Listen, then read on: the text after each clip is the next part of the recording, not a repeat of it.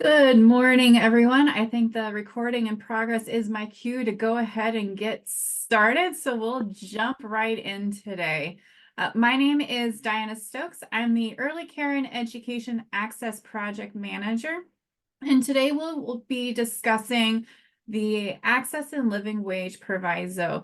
With me, I have Matt Judge. So Matt, if you would like to say hi. Hey everyone, thanks for having me along. My name is Matt Judge. I'm the administrator for the Federal Initiatives and Collaboration Unit at DCYF and also the Child Care and Development Fund administrator for the state of Washington.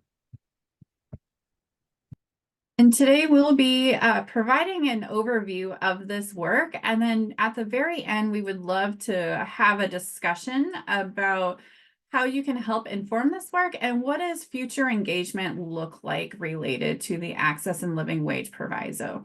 So with that, we will go ahead and jump into the next slide. And I just wanted to lay some foundation and really frame where we're going with this work. So as DCYF, our vision for early learning is to have an integrated mixed delivery system of affordable, high quality early care and education for all of Washington's children that will support their child outcomes, school readiness, as well as family well-being. And this really aligns with our agency's strategic outcomes of having 80% readiness for kindergarten for our Washington children, as well as providing high quality early care and education that is available and affordable in Washington state. And doing this, we hope to eliminate racial disproportionality and advancing racial equity in early care and education. Next slide. So you may have heard DCYF talk about the cost of quality care model that has been in the works. So with this, we have done a cost of care survey or study that is really looking at what does it cost to truly provide a high quality program in Washington state. And it's looking at different variables, including the non-personnel costs. So that could be like the overhead, utilities, all of those, as well as personnel costs. So what does it cost to provide high quality staff with getting those staff paid, knowing that we have ratios to meet, but also knowing that with those personnel costs, we have quality enhancement. So curriculum development time, substitute time, as well as materials. So all of these variables are leading into this cost of quality care model in regards to our subsidy rates. Matt, that was really high level. So is there anything that you want to provide on that? Well, I'm probably stating the obvious here, but in the model, just as providers might experience in their actual business, the personnel costs contribute vastly the greatest proportion of the costs. And that's whether you're looking at the current wages of staff and providers in the field, whether you consider living wage standards. So one of the great things about the model, and I think we'll talk a little bit more about this, is that it allows you to look at different scenarios, current wages, MIT living wage standard, and other standards as a basis for what those costs could be. Thanks, Matt. And then our next slide, it really highlights the Fair Start for Kids Act, which really served as a continued foundation for this work. So this slide, there's a lot of language. I just want to highlight a couple different things. So with the Fair Start for Kids Act, it really went to emphasize the continued expansion of our Washington State subsidy program, Working Connections. So through that, we were mandated to use a cost model, which Matt just eloquently talked about. In addition to that, expanded eligibility. So getting to a higher percentage of families that are going to be eligible based on their state median income. And this access and living wage expands on that eligibility so that we can serve more families. This next slide really shows where we're going with this work.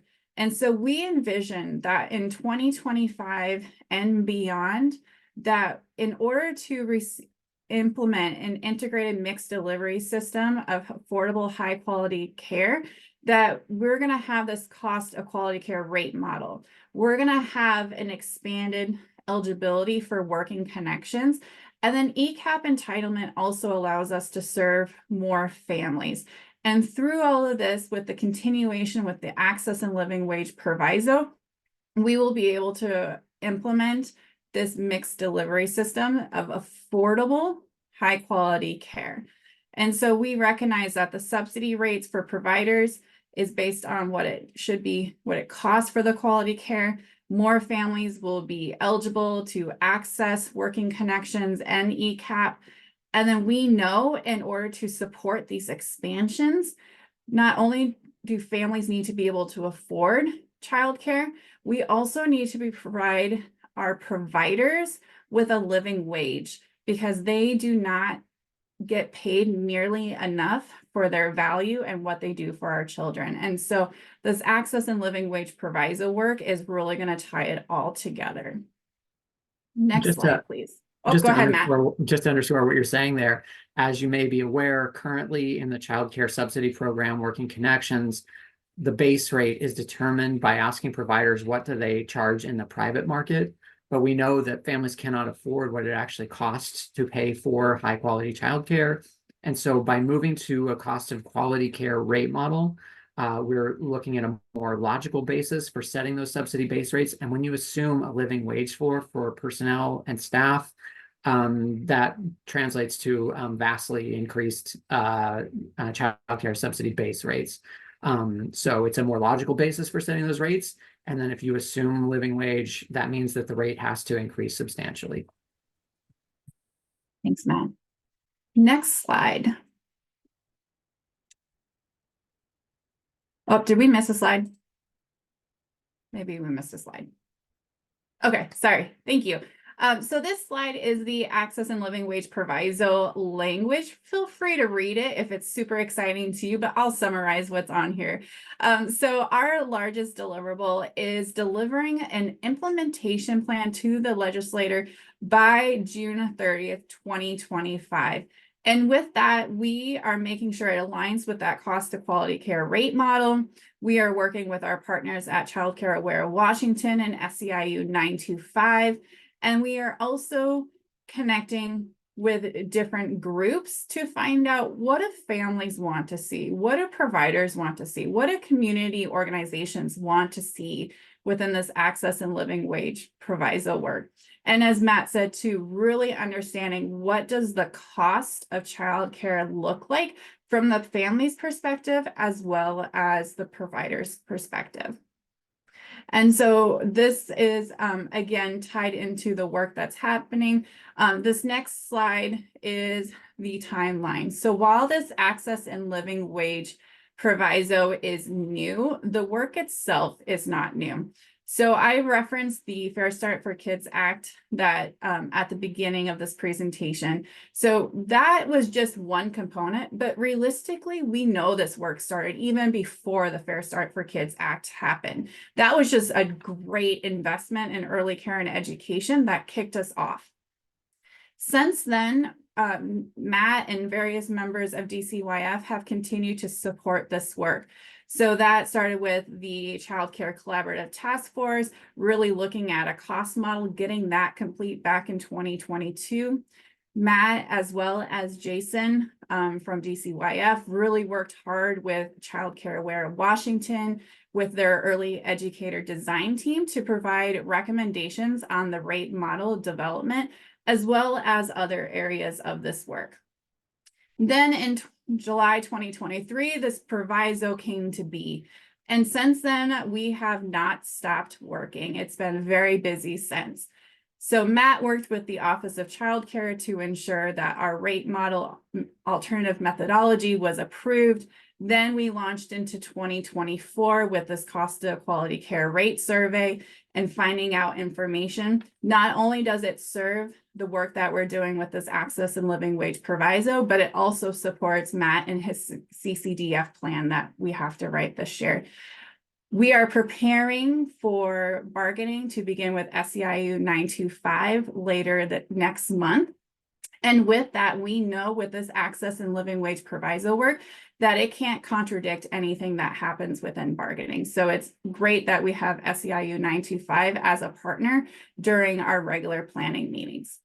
In preparation for the legislative year, you may have caught that our implementation plan is not due until after legislative session is done and that the budget is signed, sealed, and delivered. So to prepare for that, we are going to submit a progress update, so a status update report, so that way legislators are aware of the work that's happening and how it's really connected to the decision packages that are going to be coming later this fall. So both of those will come this fall, leading into the legislative planning year. And then afterwards, in June of 2025, we will submit the implementation plan of how can we make childcare affordable using our existing subsidy system, and how can we support providers with receiving a living wage, but also benefits. Matt, anything else you want to say on that? No, that was a great summation. I did want to point to the interpreter message in chat asking us to take it a little Yes. slow. Yeah. I just saw that. Thank you. Yeah. All right. Next slide, please. So I will say what I can on this, and Matt may have to jump in because he's really great on these next couple of slides. But where we're going with this work is establishing that cost of quality care model. And you'll see some things are done, some things are in progress, and it's a continuation that happens with this. So as the timeline indicated, there was work done with the early care or early education design team recommendations based on personnel and quality. That work has been completed, but it continues to inform the work that's happening regarding this proviso. While the cost of quality care study is done, our partners at Western Washington are still synthesizing and developing a report for us to utilize that cover, what did we learn in this subsidy? We are in progress with updating the cost of quality care calculator for our subsidy rates. And then also in regards to subsidy, they're updating our rate charts. So we have existing regions, but one of the recommendations from the design team was to go into new regions. And so we are going to have 2 rate charts available.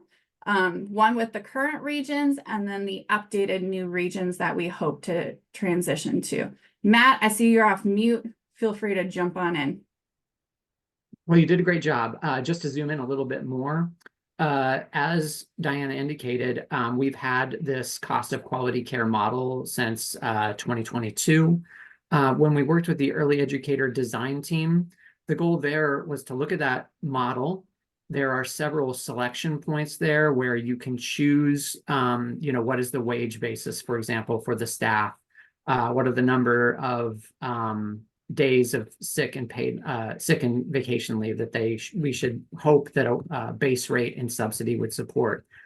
So what those recommendations include were first and foremost that the wage basis should be the MIT living wage standard, which is substantially higher than current wages that are paid in the industry in Washington State. They did also suggest a really pretty robust package of benefits, including I think it was 40 days of paid sick and vacation leave. They also requested that rate be able to support substantial time for professional development for staff. So they really had a forward-looking approach to what kind of recommendations they would produce. That's sort of the frame of all this work. When we think about living wage and we think about what base rates should be conceptualized through, those are those recommendations are really the lens. The cost of quality care study, we did this in 2021. That's the data that supports the model. And so, of course, we need to make sure we have fresh data. So completing this at the end of February, as we did, we can refresh the model with further information about particularly the overhead costs like rent, mortgage, and utilities, but also the wages that are currently paid in the field. So it's good that our model is up to date. We use that to update the calculator. That's just the Excel spreadsheet that produces what we think the costs are for different age children in different areas of the state. And as Diana indicated, another huge recommendation of that design team was that they wanted to see the current subsidy regions, which are just historical, inherited, and somewhat arbitrary in many cases, that they be based on something that makes sense. And what they said was we should group these counties by the cost of living in them so that rates help providers to pay what it actually costs to live in their area. So that's another recommendation that's the lens through which we're seeing this cost of quality care and access to and living wage work. So once we are able to incorporate all those things into the calculator, we can use that to produce rate models and tables that are based on cost of quality, current regions, and those suggested regions. So those are a lot of tools to think about access and living wage.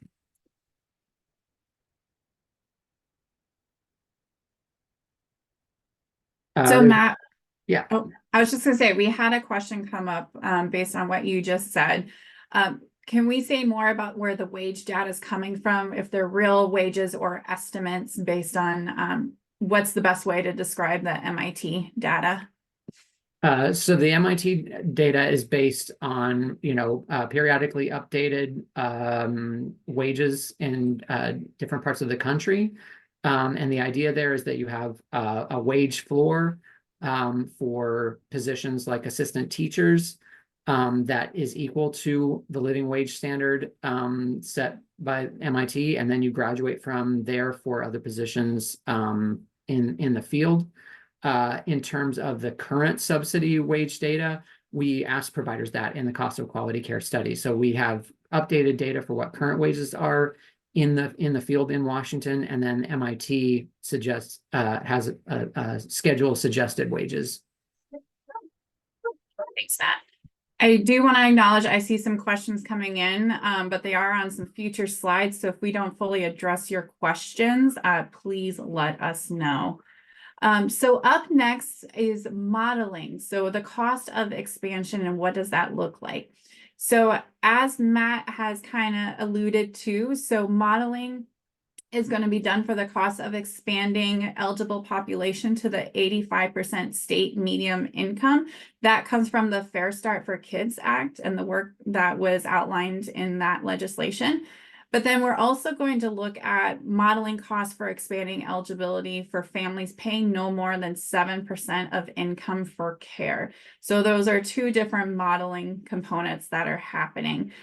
With this, we are looking at geographic information. So where are these families within Washington state? How are they represented in those geographical regions for those new regions, as well as our current DCYF regions? And then we're looking at uptake rates. So what does this look like? How many families will become eligible? What do we need for supports?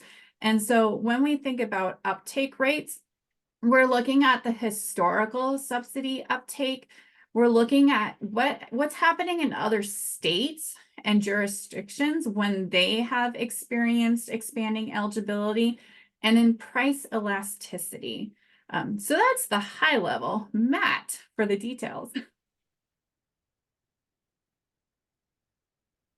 Yeah, so the Fair Start for Kids Act already has us on a schedule to expand the eligible population in working connections to the income threshold to 85% of the state median income, whereas we're currently at 60%. So we will continue on that path, and the idea is that we request funding from the legislature in the upcoming session and I think in the following for the full 85% SMI to get there. At the same time, to achieve the Proviso's aim that we expand eligibility such that no families paying more than 7% of their income. We also need to model what that would cost, and that's a much more substantial increase to the upper income limit. And then, of course, we need to look at where are the families that have care needs across the state that aren't currently in our program. What are the ages of children that need serving? Because all those things drive differences in the subsidy base rates and therefore drive differences in the cost. In order to understand the cost and not overstate it and not understate it, we want to try to look at what we expect the new caseload would be under that 7% income limit in a more sophisticated way. So we have a historical subsidy uptake, but this is a pretty radical change in the income eligibility. So we don't just want to rely on that. We're talking to other jurisdictions when they've had substantial changes in income eligibility. What was the total uptake of the total number of families that could have been eligible because of that income level? How many actually showed up and were able to access benefits?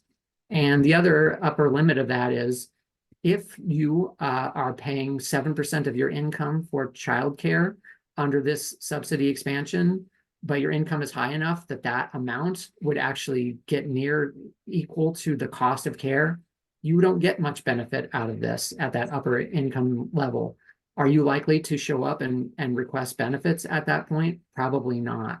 It's similar when a product in any product that you might buy, if it's $50 and the price is reduced to $49, that doesn't change your calculus about whether you're going to buy it. But if it changes to $35, you might start thinking about it. Similarly, in our subsidy program, if you got $1,000 worth of subsidy benefits toward childcare every month, you might be strongly incentivized to take up that benefit. But if you only got $50, maybe not. So the idea here is that we try to have a sophisticated look at what we expect the caseload would be if we expanded eligibility in this way. Like that.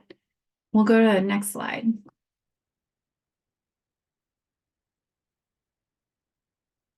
So as I mentioned before, we are partnered with Childcare Aware of Washington on this work. And one of the things that a couple of the things that they're doing on their side is they're working with Eco Northwest on a couple of components that will also inform our implementation plan. One of those items is developing a cash flow model.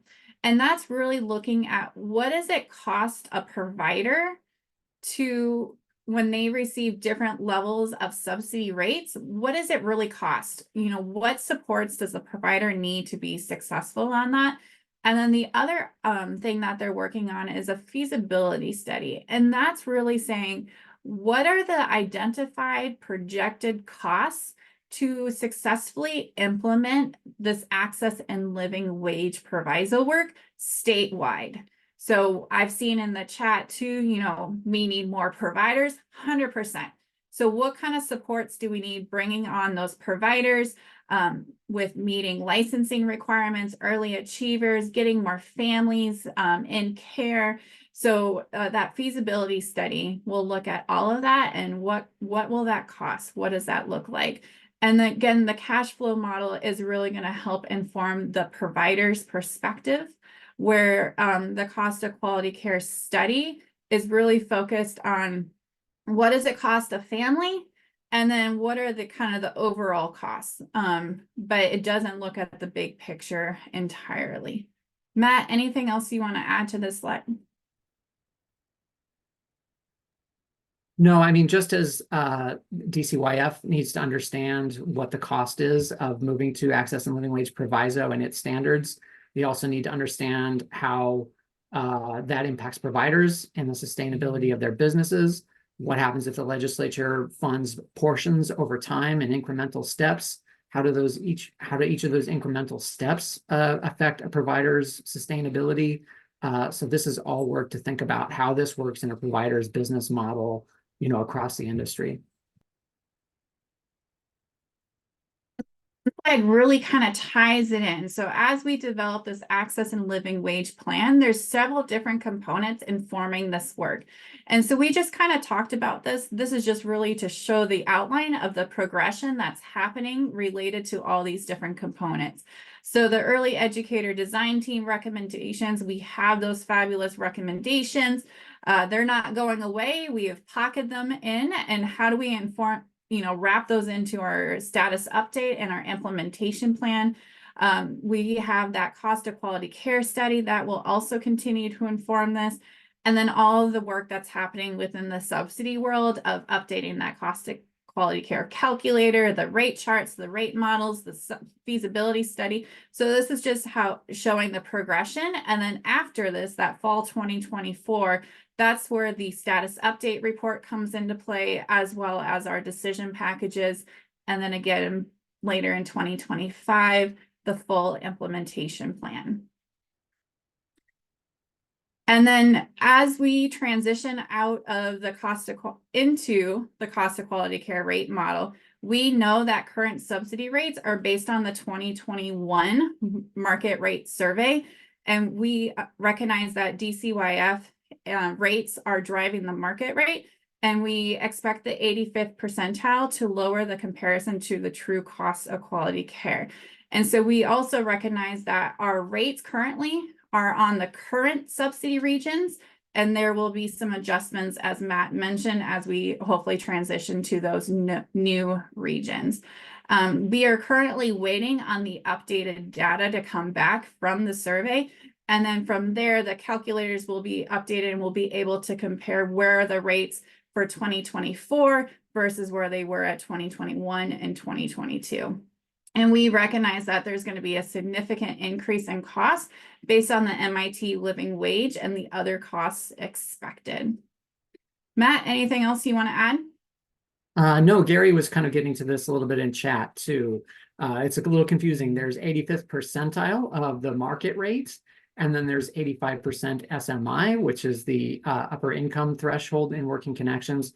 In any case, this slide is really about how we are working to transition away from setting subsidy base rates based on the market rate survey, which asks providers what they charge in the private market, to a model that is based on what does it actually cost providers to do their work.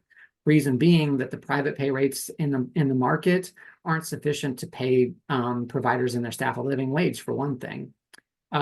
We also recognize that the subsidy rate that we set at DCYF actually influences the private market to a certain extent. And we also know that we recently just asked providers their private pay rates again, because the legislature still has the requirement that we set our subsidy rates based on the 85th percentile of those private pay rates. So any changes that we do to the subsidy base rates have to meet that baseline threshold and not go any lower than that. Thanks, Matt. Next slide. So there's been a couple of questions about what does engagement look like for this work, and we're going to jump into that now. So you have a couple different things happening on this slide. So, but all of it is informing this access and living wage proviso work. So in the goldenrod color on the right side of this slide, I want to recognize that Childcare Aware Washington has an advocacy campaign that's happening right now to support childcare. This work, while it's separate, it's also informing this implementation plan. And they've been working with their early educator design team, but they also have this partner roundtable group, which is made up of 10 different organizations across the state. And within those partner roundtable groups, they are doing engagement within the community, asking questions related to some policy categories that I'll share shortly, but that also aligns with the work that DCYF is also doing. Within the teal, green, purple is showing the work that's happening within the DCYF side, but we're not alone in this work. We're really partnering.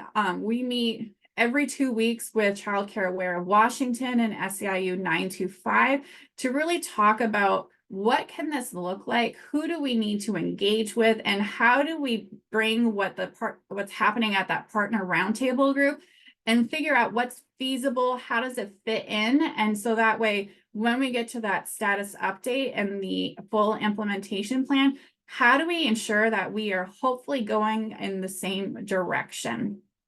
On the GCYF side, we are being very intentional with leveraging different existing groups such as ELAC and provider supports, but we're also engaging with other groups as well. So we've met with IPEL.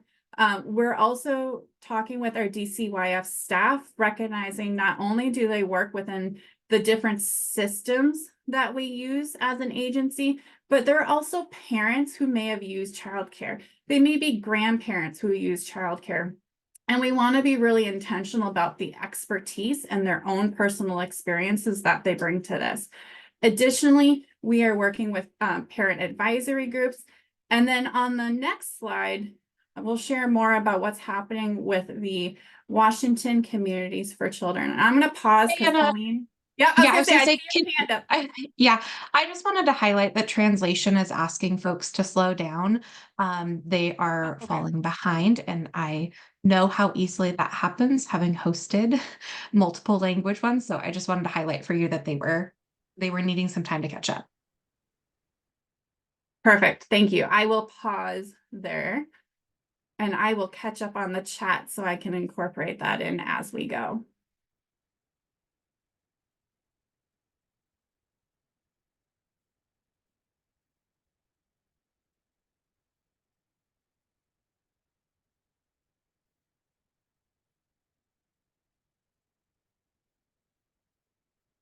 On this last page, SEIU 925 and Childcare Aware of Washington, not intended to be bigger. This is how the smart art worked, but they are named in the Proviso language, which is why they are big partners in the work that we are doing.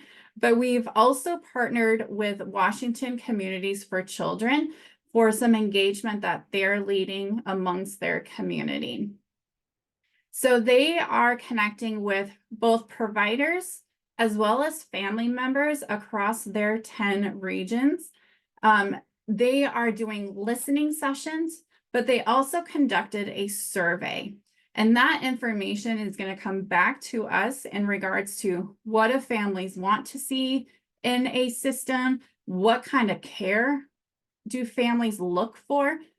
We really want to support family choice when it comes to childcare options in Washington State. So what are families looking for?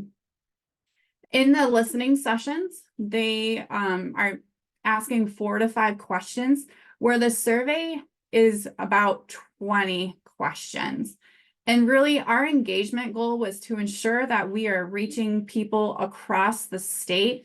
One of the things that I love that WCFC did is they looked at what engagement has already happened. What are the questions we've already asked people of our community? So that way we could be intentional what's already been provided. How do we ensure that we are reaching members of the community who may not have had a larger voice in opportunities like this? And then once we have this information, DCYF will go back and engage with these groups to say, hey, this is what we've heard. Does this match what happened in this community? Does that match what's in your community?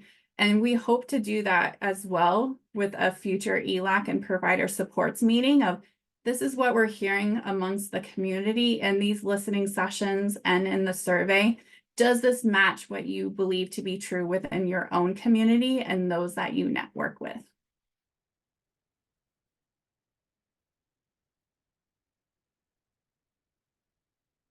Okay, and then also too, there's been a question of what's a provider? Are we talking to the directors? Are we talking to the staff, the worker? And I want to say we're doing both. So the survey that went out for the cost of quality care study, that did go out particularly to the like family home licensee, center director, those individuals, just because they had specific questions that supported the market rate survey portion. So they were the ones who had the information about what does it cost to run my program? What do I pay my staff? These listening sessions, as well as the surveys, they are also meant to be for those administrative, the leads for the program, as well as the staff. It is open for both. And we really hope to see, okay, what category do people fall in? So as we do follow-up communication and follow-up outreach, we're very intentional ensuring that we have a well-rounded representation in the data that we collect. Matt, you've been busy in the chat. Is there anything you want to say out loud for the group? No, I'm just really excited to, as the data starts coming in from the different surveys, and we're hearing the messages from the listening sessions. I think it's going to be huge for DCYF to interpret what we're hearing and tell communities what we thought we've heard and what we think the direction could be on the basis of that. I think one of the challenges going in is just finding out determining how we frame policy questions in a way that's going to resonate with communities so that they'll respond with the things that are priorities to them, so that we're not driving the priorities, but really hearing from them. So I'm just excited to get the results of that, honestly. No, that's great. You've been busy, so I'm just trying to keep up. Our next slide really grounds us in the assumptions that we are working on, but also these are assumptions that Child Care Aware of Washington is using when they are working with their partner roundtable. These were really made in partnership. And so we know that we have an existing system for subsidy, and we really want to build off of that existing system. We are not creating something new for childcare. And we are really working hard to ensure that we have community input in this. We know that the cost of quality care rate model is the framework that we will be using for achieving living wages and benefits. With that, the intent is that increased rates go towards paying the staff. We will also build on our existing early care and education system as the mechanism for expanding access to care. We're not creating, again, a new system for childcare across Washington. One of the assumptions that we know that's happening is that we're not making changes to licensing standards with this work, and that early achiever standards, the changes aren't happening to that system as well. That's out of scope for this work. So I know there was a question before about the role that early achievers has in this. It'll continue to build off the existing subsidy program. I know Matt responded to that one. And we also, I know I said this before, but I also want to say this again. This system of like universal access, it's not going to reduce or replace existing care options for children birth to age 12.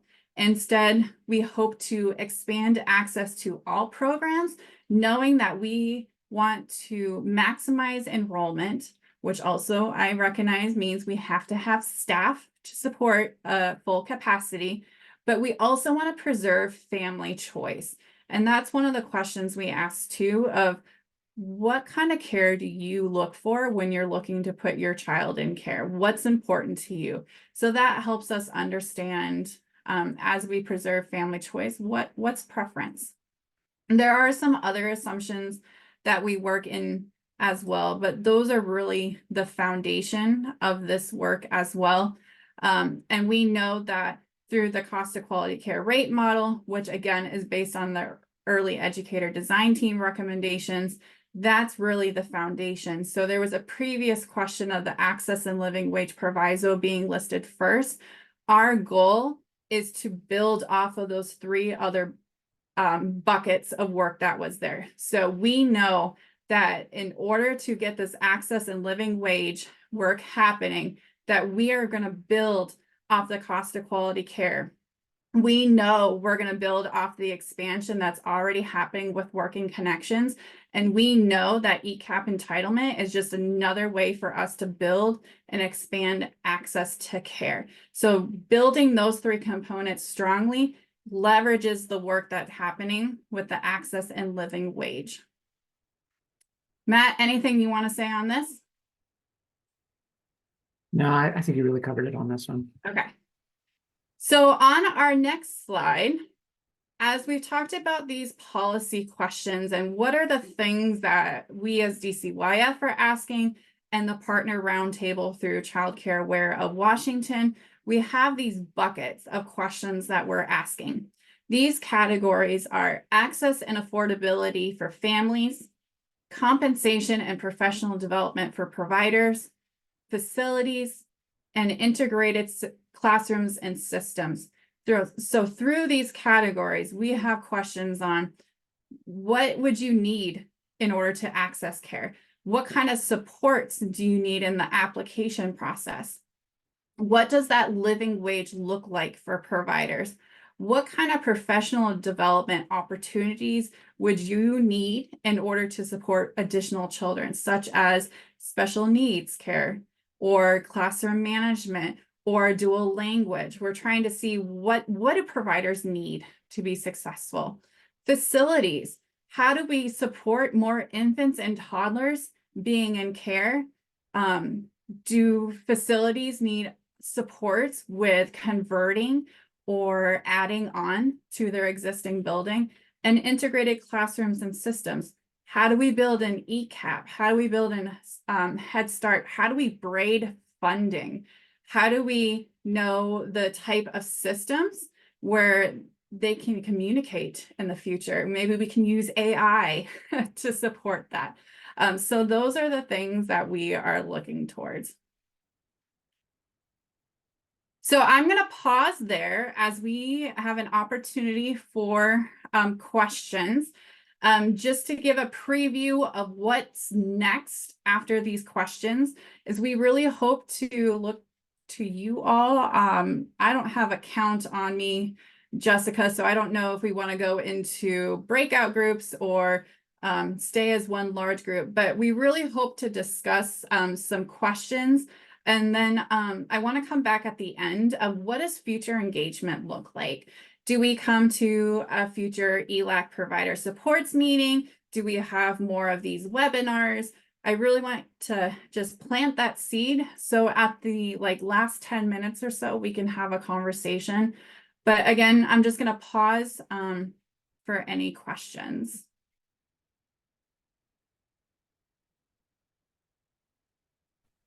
Diana, this is Susan.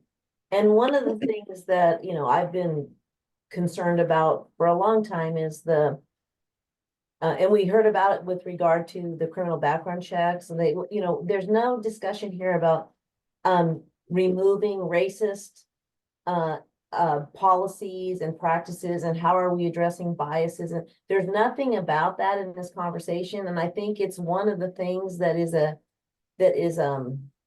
I think embedded throughout the system, and sometimes people don't see it because they're so used to it. So I think there needs to be some conversation about how we remove bias and racism from any of the policies that are being developed. Especially because we're impacting an entire sector that is predominantly comprised of women of color. So I'm hopeful that in the future we see more emphasis and work toward solving that problem. So that's my comment, and I'm hoping that we'll see an improvement and a change in the future. Thank you. Thank you, Susan, for that feedback. My apologies for not pulling that out explicitly here, but those are things that we have in the forefront of conversations and as we work with others, but duly noted to be more apparent about that.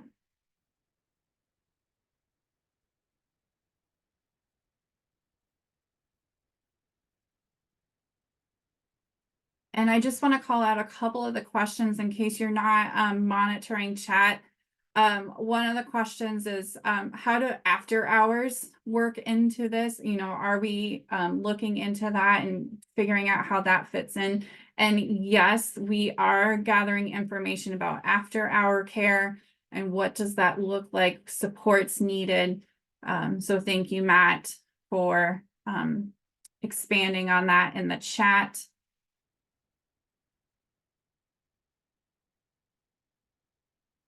Anybody else want to come off chat, off mute to ask questions or provide any additional feedback?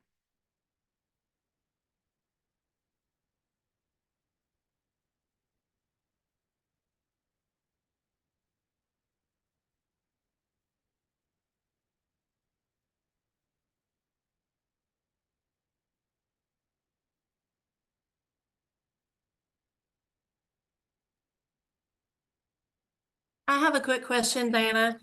Sorry, Yeah. I'm in the middle of making lunch here. I only have 9 here today, but it's crazy. Anyway, I'm wondering about the staff issue because it's one of mine as well. Not necessarily just what it says in your question here about that. Like, it's not just finding staff. I think we really need to develop staff.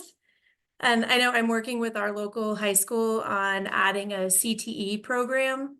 And I know that there are some around the state, and there's probably some providers here with us that actually got their start that way, which is amazing. But I think it's one of those untapped resources that we already have some stuff in place, but I don't know how to encourage school districts to leap into that, because what they're waiting for now, at least in my area, is for students to come to them and say they want it.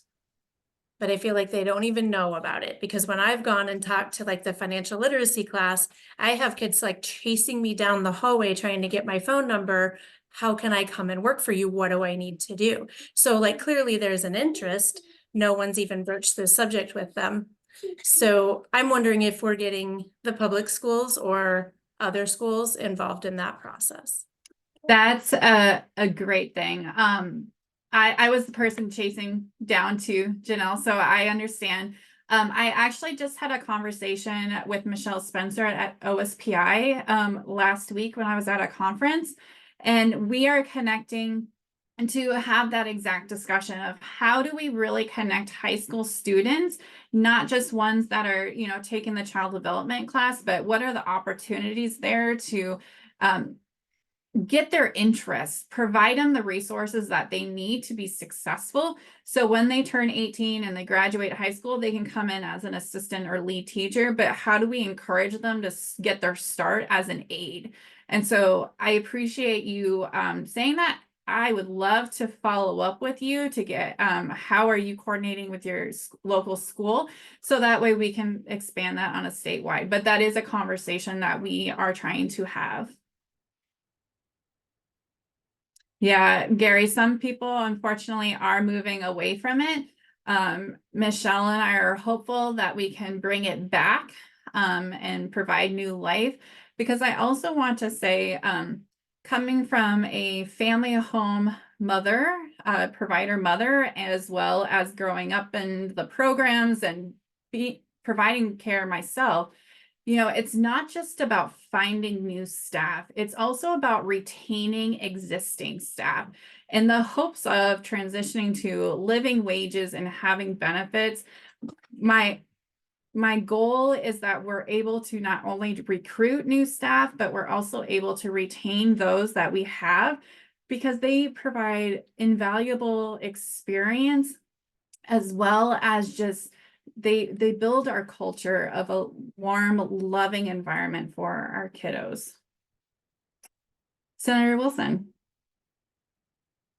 Yeah, I'm really appreciative of this conversation. And Gary, I agree with you that until we can assure individuals a living wage, not just not surviving, but thriving, it's not a pathway we want to put individuals in.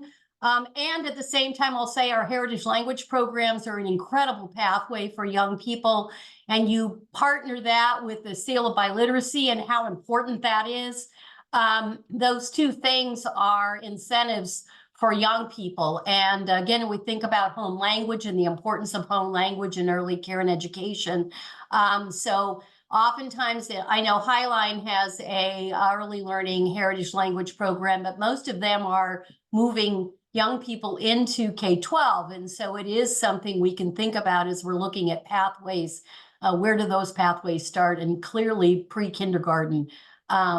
And living wage and thriving wage is going to be a critical part of that as we think about young people and bringing them in. So really appreciative of the conversation today. Thank you. And it's exciting to have so many passionate people on this because we're all here for a reason, right? I'm watching the questions as they come in. So Debbie, are there pathways for paid apprenticeship programs for early learning teachers? Not to my knowledge. However, DCYF has been exploring how does apprenticeship work and fit into early learning in Washington State. So we continue to explore that to see if that is another opportunity for this. So I will capture that as something we can continue to explore as we think about our status update and our implementation plans. I know from OSPI, their side, they did have a bill come through, I think last legislative session, where they're exploring an apprenticeship model within 2 high schools in Washington State, but I don't think that they are paid. So work is moving forward in some capacity in that way. So I am going to pause, see if Jessica or Erin or Marlene, somebody from community engagement wants to help with next steps.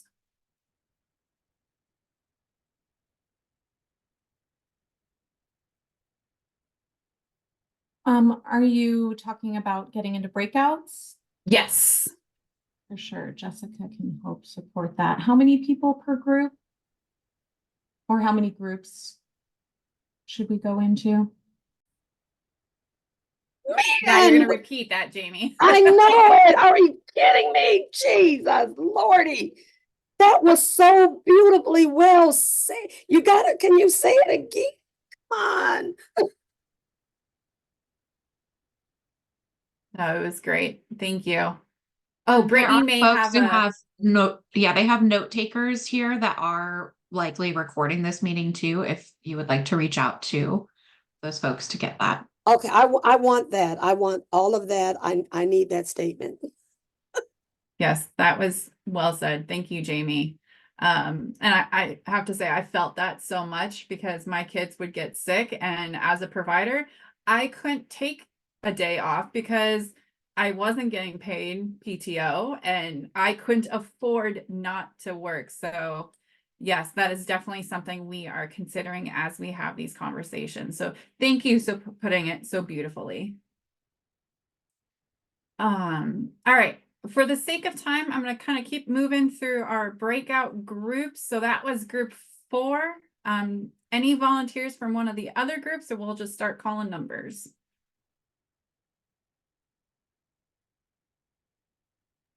I'll volunteer, but I don't remember what number we were. Thanks, Gary. So yeah. So can I just share the screen? Would that be okay? Thanks.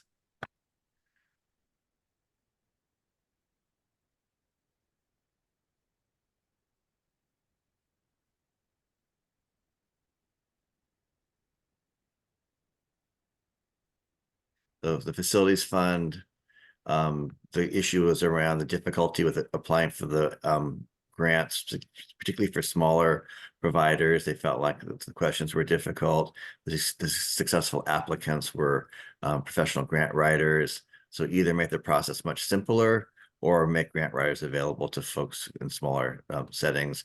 Another idea was to set a pot of the funds for the smaller settings. Anything else anybody wants to add on that one from our group? Just go ahead and jump in as if you have pieces you want to add. I don't mind getting you jump in. I would like you to jump in. So next one, resources and infrastructure. one piece was being able to advertise and just being able to find staff. Where to let people know about the programs. Might there be a better way to make resource information available about openings? Well, one of the issues is around benefits, being able to attract staff without having better benefits. And some of the issues have to do with where individuals work and the minimum wages and what they're able to offer around minimum wages and benefits given higher wages in certain communities. And so I think maybe the state has blanket supports, but doesn't take into account where minimum wages are higher. So people maybe don't qualify for some of the benefits in a certain community where they qualify in another community. So it makes it harder to attract. And just general level of interest in the positions. And then some of the issues around just onboarding, what all has to happen before you onboard somebody, or the various requirements. Might there be ways to extend some of the deadlines? We recognize that some things are federal and you can't start before certain things are in place, but if there are ways to make some things longer. And I think one of the things we hear often about is a 30-hour training, and because we offer that through Child Care Action Council. And if there are ways to do that, maybe in smaller chunks, 5 hours every 3 or 4 weeks, so you can break it out over a longer period of time. And then just some information that might be centralized about different pathways people can take to get their training and get supports.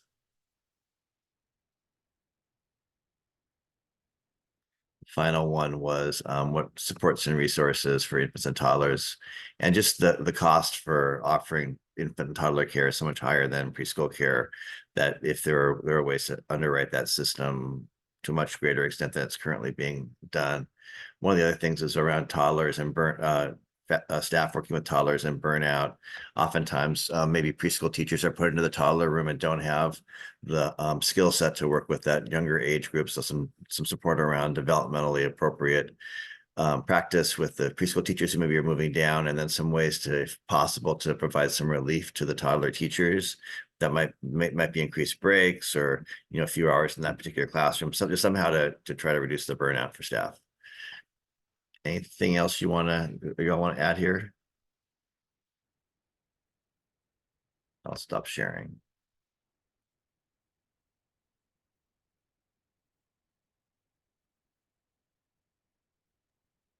Thank you, Gary, for sharing. Mhm. Sounds like you were group 3. So group 2, I'm gonna jump off of Gary's because Perfect. it's jumping on my mind about the ELF grants. We talked about something that we thought would be good was to put like-minded or like-sized groups to compete against each other, and not everybody in the same pool, because it's hard for like a tiny tot to go against like, a Y or a school district, and they're all fighting for the same kinds of funding. So that might level the playing fields a little bit. We also talked about the fact that there needs to be more training, and especially for groups that English is not their first language. Some of these terms and concepts are, foreign to them. There's not enough appropriate TA speaking training available out there. And then we jumped into the staffing scenario, and we just what Jamie said earlier, it's just all of the above. Couple of years ago, we got some funds to increase staff salaries through the ARPA funds, and they told us that increase their dollar amount, give everybody a $2 raise. Well, we gave them the $2 raise, but that money's gone. Well, you can't take it back. So now our profit margins are even smaller, and people are expecting that kind of a raise again. And you can't, now you want to give them, 25 cents, and they're looking at you like you're crazy. So, they can go make more money, at Taco Bell. So we're not keeping up. We're not attractive. And Colleen said something, we're putting the cart before the horse. We can't ask for great staff if we don't pay them well. So asking them to go to school and do all these things and get your education, and you got 5 years and you got this, and I got to bug you, and have you done this? And I can't pay you at the end. They're just going to jump ship and go to the school district. So it's not equitable in what we're asking them to do. And then finally, what was the last one? Because we did talk about it, but It was the infant toddlers. okay, go for it. Bob. Oh, no, I think Gary probably already covered it. There needs to be additional training and supports, especially, and parent education was another piece that we talked about to help parents understand what are the expectations, especially for the earliest and youngest. For instance, infants can go outside. That's okay. They can go outside every day, even when it's raining, and those kinds of things to help parents understand that's an essential component as well.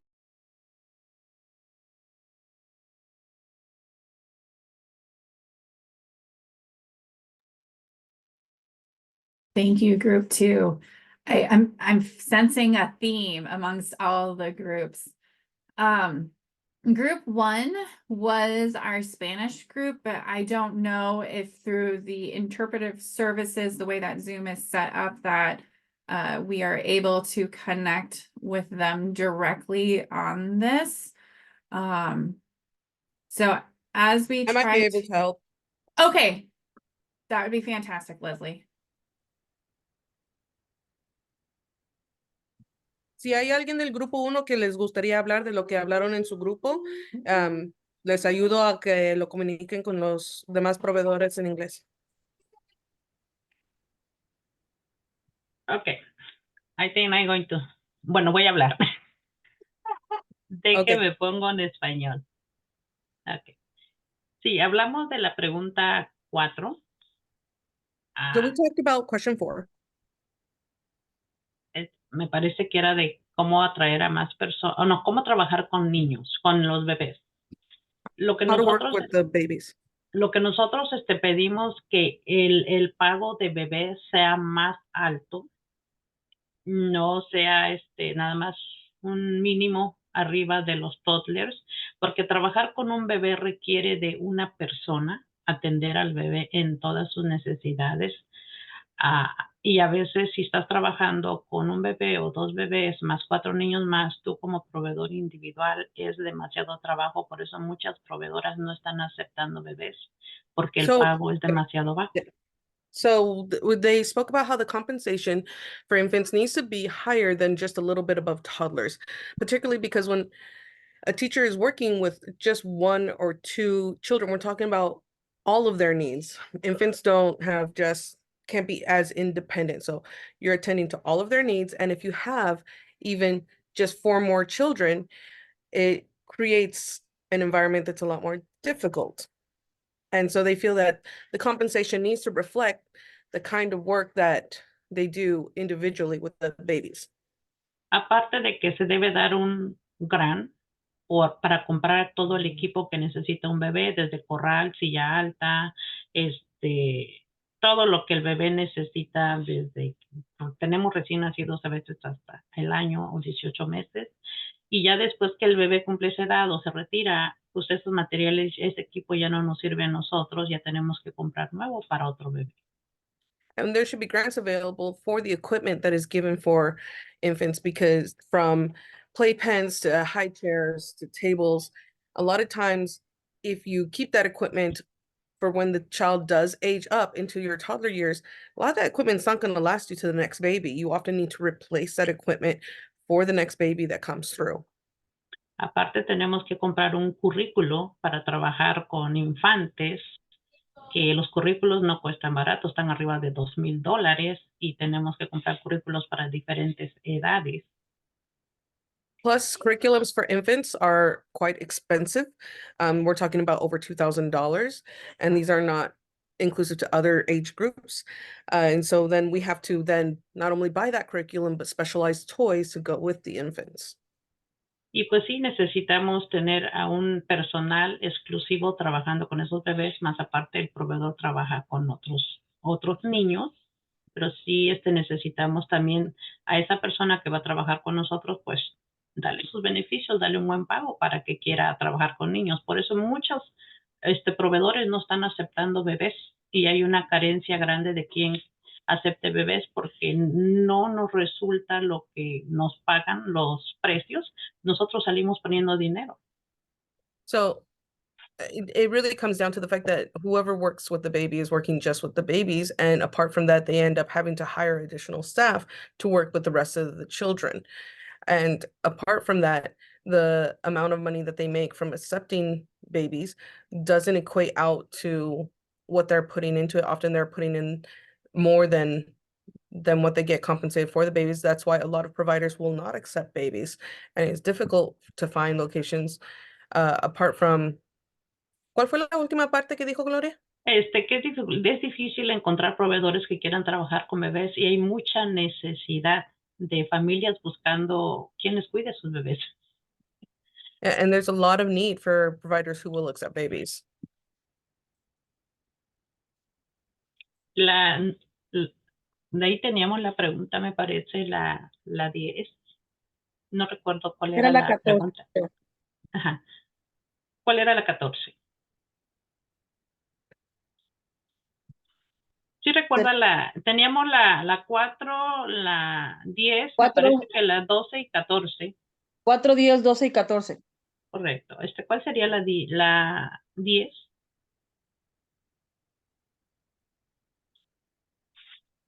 Okay, I asking about the question 10. I don't remember what was about. I know the answers. No, thank you, Gloria and Leslie. Okay, and okay, I think she didn't hear me. Okay, en la No, pregunta perdón, 10. ¿cuál fue la última parte? ¿Cuál es la pregunta 10? Todavía no terminamos. Oh, she said they talked about question 10, but she can't remember what was question 10. Okay, You can address it. Ya la miré en el chat. Sí, mire, para que nosotros podamos ayudar a los proveedores que abran más licencias, necesitamos bajar un poquito las expectativas en las comunidades latinas, somalíes, en otras comunidades. Hay muchas personas que tienen el corazón de trabajar con niños. Les encanta trabajar con niños, somos muy de familia, siempre vemos por el bienestar de los niños, la seguridad de los niños, darle cariño a los niños. El bloque que hay ahí o el reto que hay ahí, muchas de esas personas que desean abrir una licencia no tienen high school diploma, solamente tienen secundaria, que aquí está considerado como middle school. Entonces, ¿qué podemos hacer para cubrir ese gap de middle school a high school diploma para que haya más acceso? Yo conozco muchas familias, tienen casa, tienen el corazón de los niños, tienen el corazón de trabajar con niños, pero no tienen el high school diploma. What we're talking about is what we can do about the requirements, expectations for people who want to work in the childcare industry, especially in communities of color like the Latino or Somali communities, because they are coming from a place where they didn't get to go to high school. And a high school becomes a requirement for them to even participate for a lot of the job roles. And they have the heart, they have the love, they have the desire, but they don't have that high school. So what are alternate paths for these really willing, really wonderful people who want to help to be able to do something like that when they only have a middle school education? Yeah, because en los países aquellos, para que tú tengas un trabajo tienes que tener secundaria y es a donde ellos terminan. Y son ya personas de 30, 25 años, 40 años, que pues son personas responsables que quieren trabajar con niños. Yo estoy de acuerdo que se inviten a jóvenes, ¿verdad? En las high schools que vengan a este ramo, pero con mucho respeto. Voy a hablar de todas las culturas, no de una. Muchos de estos jóvenes no quieren saber nada de niños. Ellos quieren vivir su vida, tener diversión, libertad, otras metas menos enfrascarse ahí cuidando niños, trabajando con niños. En cambio, personas que ya son un poco mayores, son personas ya más maduras, que ya son más de familia, más responsables y tienen más cuidado. No quiero discriminar a nadie, pero tal vez estoy equivocada o ustedes corríjame en eso, pero yo pienso que hay que dar oportunidad a esta comunidad que tiene las ganas de hacerlo. So, y voy a ver si agarré bien todo eso, Gloria, okay? Okay.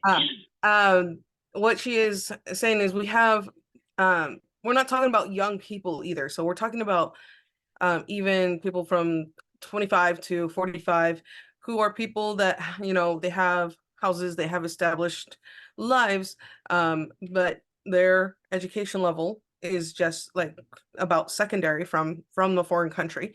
And then we've got, she's like, we're not seeing that we're attracting younger candidates. These people usually they're wanting to live their lives. We have older people who may be interested. Hi, Ava. And what she means is that these people, they yes, we can invite them to look at getting their high school, but we are adding more barriers for them when they have the desire and even experiences to do the work just because they don't have a high school diploma. Well, ¿qué podemos hacer nosotros para Oh, sorry, darles Gloria. esa oportunidad? Sorry to interrupt, but we are over time, so we do need to wrap it there. If anybody has additional feedback they want to share, we encourage you to do so. You can reach out to us via email. ¿Me permite tantito? Siempre cuando trato de expresar algo en la mayoría de los meetings, luego me dicen, sorry, ya no tenemos más tiempo, tenemos que avanzar, no es la primera vez, son muchas veces. She just give a moment too, because it seems that they always interrupt her when she's speaking. If she can just have a moment to finish her thought. Entonces, lo que a mí me gustaría que el Estado buscara la manera de hacer un entrenamiento, un requerimiento de horas de estrellas, de aprendizaje de cuidado infantil, que puedan cubrir lo que es de la secundaria a la high school para darle oportunidad a estas personas y van a aprender más a cómo trabajar con niños. So what she proposes is that maybe the state can find maybe a STARS-like program that these people can take and be accepted as an equivalent to that high school requirement. Thank you, Leslie. Putting on my staff qualifications hat just for a moment and say there are opportunities. We can definitely connect offline, Gloria, about those pathways that are available for anybody in these situations. We definitely want to support them. In wrapping up this conversation, I know we are over time, but if you could just put in the chat preferences on moving forward, I know there was interest of going back to our communities to have conversations. Would it be helpful to do a platform like this as listening sessions and discussing some of those other questions? Would you like us to come within your community and engage in a listening session with you directly? Or we could do future groups specifically for our ELAC and our provider supports members with an opening to members of the community. So if you could just put it in the chat what your preference is. Matt and myself, along with the community engagement team, can kind of synthesize and go through what the feel is and schedule accordingly. I would love to come to your community if the invitation is there. So we can connect offline, but I want to thank you all so much for the feedback, the conversations, and I just want to thank you all again for your passion and sticking with this work, as I recognize the last few years have been even more challenging than it has been in the past. So thank you for being drivers and continuing to push this work forward. Aaron or Jessica, is there anything else that you have from your side of the house? Only that if there's any follow-up or updates to share, we will do so in the written materials for the upcoming ELAC and provider supports meetings. But also if there's anything regarding this topic that you would like to see come to ELAC or provider supports, that's certainly something that we can accommodate. So any feedback of that nature, we'd be happy to hear it. And then one last two, because I know you took all some fabulous notes, if you can plug them into the smart sheet or send the notes directly to our community engagement team, they can pass that on to Matt and myself as well. So we can incorporate your feedback into those status updates and our implementation plans. But I've kept you 9 minutes over. Thank you again for your time, and I look forward to continuing this conversation because we are not done. Bye. Hopefully you have some sunshine.